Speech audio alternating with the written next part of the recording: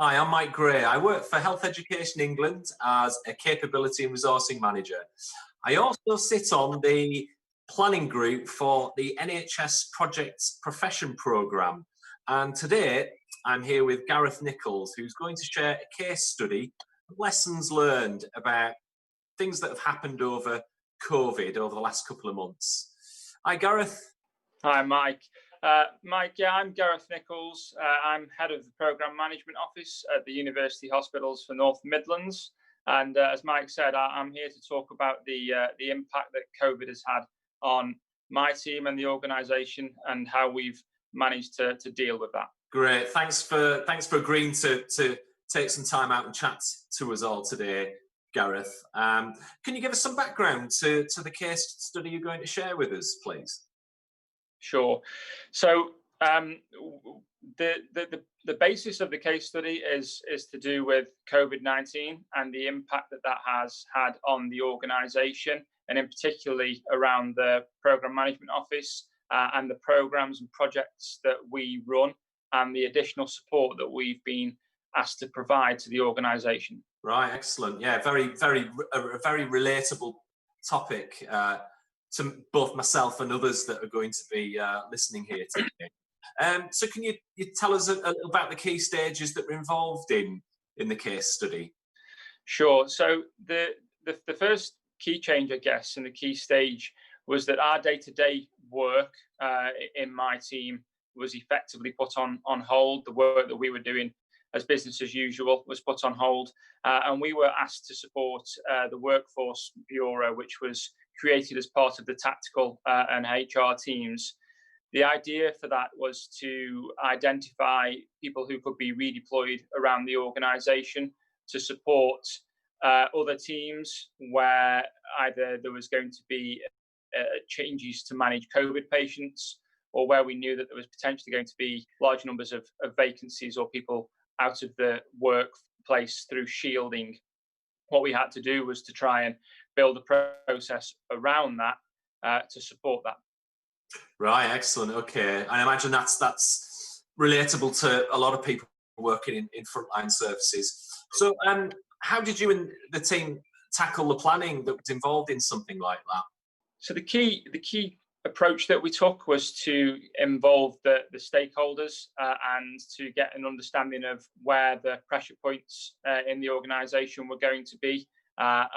We broke it down and stuck to our process-driven project management style, I guess, and helped to develop standard operating procedures to control the requests and also to reach out to understand where we had members of staff who were available for redeployments.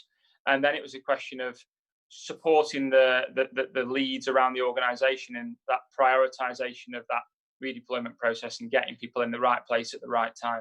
Right, excellent. So it was almost like a blend of project management methodologies in an uncertain time, which I imagine presented a level of complexity and uncertainty. So thanks for that, Gareth. That does sound like a really interesting challenge. And how did you overcome these? How did you work together to come to a successful resolution on those things? So the challenge, I guess, was impacted even further by the additional pull on my team. So our team were also being redeployed as part of this process to support other areas. So the key challenge was to manage the workload and make sure that we were sharing and supporting our colleagues whilst trying to juggle the number of requests that we were getting. A lot of that came to, as I say, going back to basics, breaking down the problems and understanding where the pressure points and the priorities were.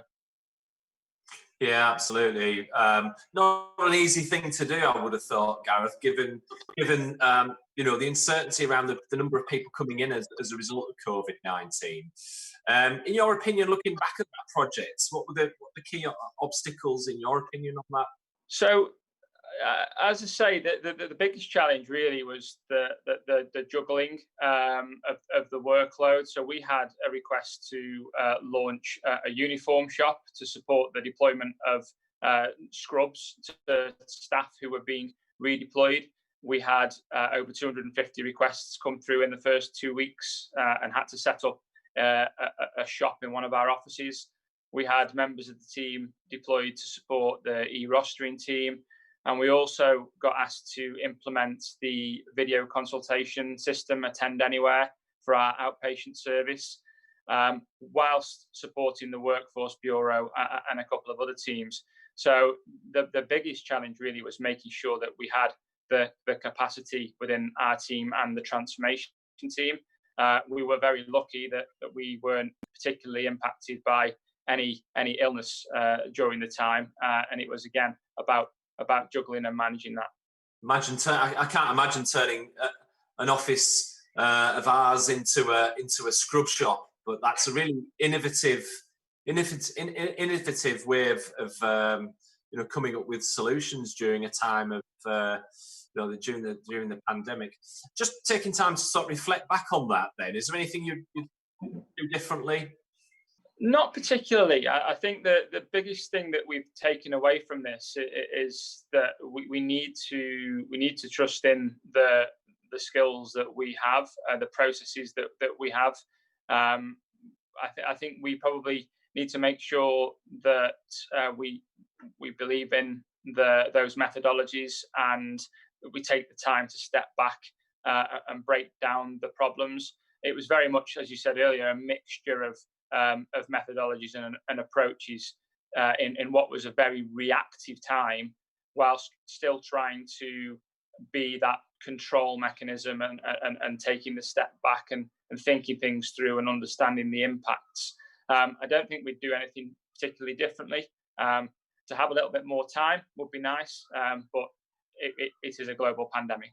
Yeah, absolutely. Yeah, that's really interesting and very insightful. I'm sure a lot of people listening today could draw some positives out from that. In terms of positives, what have you seen as a result of this from the team, from yourself, from the organisation?